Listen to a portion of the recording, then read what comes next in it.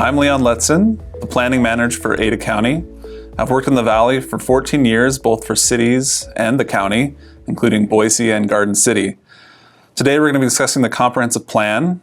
Idaho cities and counties are required to administer the Local Land Use Planning Act, also known as LUPA, which requires cities and counties to have a comprehensive plan.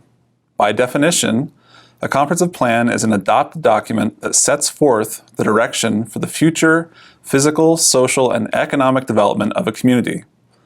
The comprehensive plan is long-range, describing a horizon that is 5 to 10 years in the future.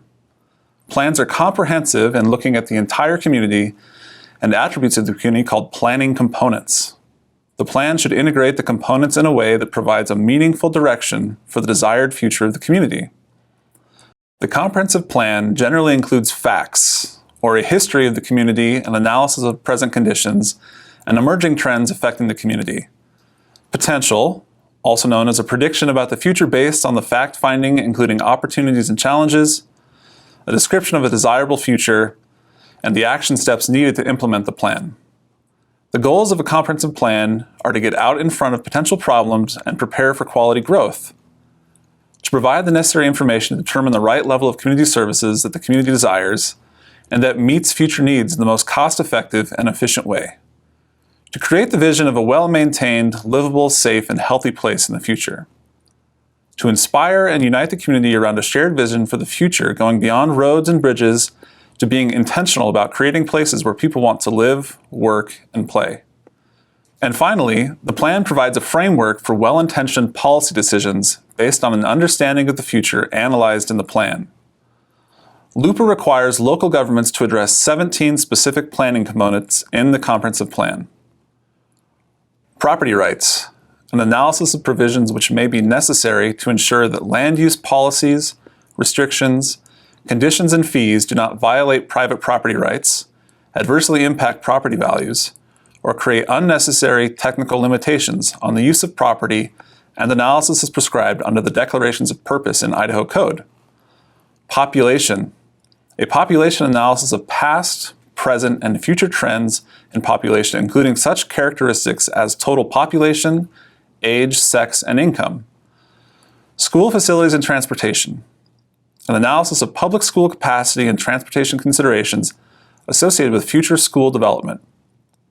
Economic development, an analysis of the economic base of the area, including employment, industries, economies, jobs, and income levels. Land use, an analysis of natural land types, existing land cover and uses, and the intrinsic suitability of lands for uses such as agriculture, forestry, mineral exploration and extraction, preservation, recreation, housing, commerce, industry, and public facilities. A map shall be prepared indicating suitable projected land uses for the jurisdiction. Natural resources, an analysis of the uses of rivers and other waters, forests, rangeland, soils, harbors, fisheries, wildlife, minerals, thermal waters, beaches, watersheds, and shorelines. Hazardous areas, an analysis of known hazards as may result from susceptibility to surface ruptures from faulting, ground shaking, ground failure, landslides, or mudslides. Avalanche hazards resulting from development in the known or probable path of snowslides and avalanches, and floodplain hazards. Public services, facilities, and utilities. An analysis showing general plans for sewage, drainage, power plant sites, utility transmission corridors, water supply, fire stations and firefighting equipment, health and welfare facilities, libraries, solid waste disposal sites, schools, public safety facilities and related services. The plan may also show locations of civic centers and public buildings. Transportation, an analysis prepared in coordination with the local jurisdictions having authority over the public highways and streets, showing the general locations and widths of systems of major traffic thoroughfares and other traffic ways, and of streets. This component may also make recommendations on building line setbacks, control of access, street naming and numbering, and a proposed system of public or other transit lines and related facilities including rights-of-way, terminals, future corridors, viaducts, and grade separations. The component may also include port, harbor, and other related transportation facilities. Recreation, an analysis showing a system of recreation areas, including parks, parkways, trailways, riverbank greenbelts, beaches, playgrounds, and other recreation areas and programs. Special areas or sites, an analysis of areas, sites, or structures of historical, archaeological, architectural, ecological, wildlife, or scenic significance. Housing, an analysis of housing conditions and needs, plans for improvement of housing standards, and plans for the provision of safe, sanitary, and adequate housing, including the provision for low-cost conventional housing, the siting of manufactured housing and mobile homes in subdivisions and parks, and on individual lots which are sufficient to maintain a competitive market for each of those housing types and to address the needs of the community. Community design, an analysis of needs for governing landscaping, building design, tree planting, signs, and suggested patterns and standards for community design, development, and beautification. Agriculture, an analysis of the agricultural base of the area, including agricultural lands, farming activities, farming-related businesses, and the role of agriculture and agricultural uses in the community. Implementation, an analysis to determine actions, programs, budgets, ordinances, or other methods, including scheduling public expenditures to provide for the timely execution of the various components of the plan.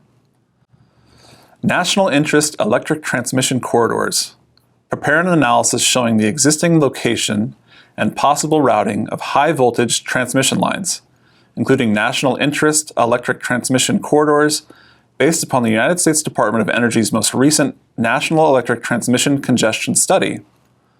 Public airport facilities, an analysis prepared with assistance from the Idaho Transportation Department, Division of Aeronautics, if requested by the Planning and Zoning Commission, and the manager or person in charge of the local public airport identifying, but not limited to, facility locations, the scope and type of airport operations, existing and future planned airport development and infrastructure needs, and the economic impact to the community. LUPA requires that cities and counties prepare comprehensive plans, but beyond the legal obligation, there are good reasons for communities to plan. Planning protects what is good about a community, addresses and changes what is less desirable, and identifies the possibilities. Planning supports community values, brings people together, involves people in their community. Planning protects property rights. Planning is good for doing business.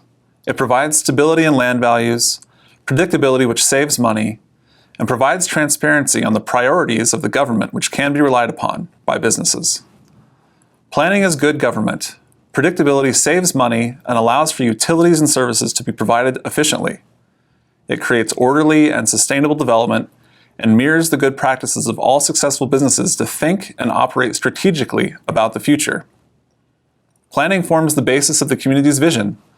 Without planning, regulatory controls can be legally challenged as arbitrary. Planning supports community-wide consensus and makes future decisions easier.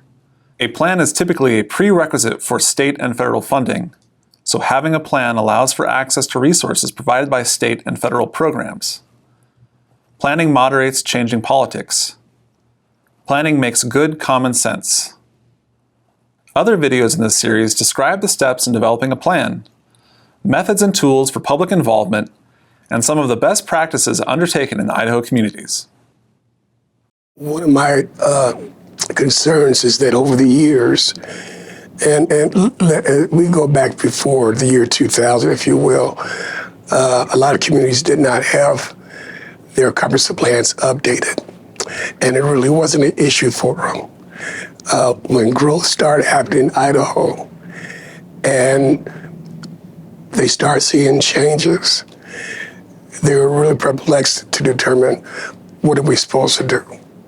And so the idea of a comprehensive plan really became more of an interest to communities, especially the citizens, in regarding what's the future of our community going to be.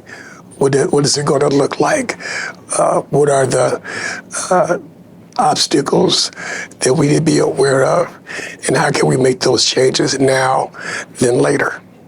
I think if there's a weak point, it's that most communities, because as you point out, they didn't take the opportunity to adjust when things were slow, and now they're reacting to fast growth. And the challenge then when you're reacting to fast growth is you tend to look at things piecemeal rather than stepping back and looking at the whole thing, because you're busy dealing with each individual application and not looking at how does this fit into the overall plan, and is the plan that the community has the same as the comprehensive plan? In many cases, they probably aren't.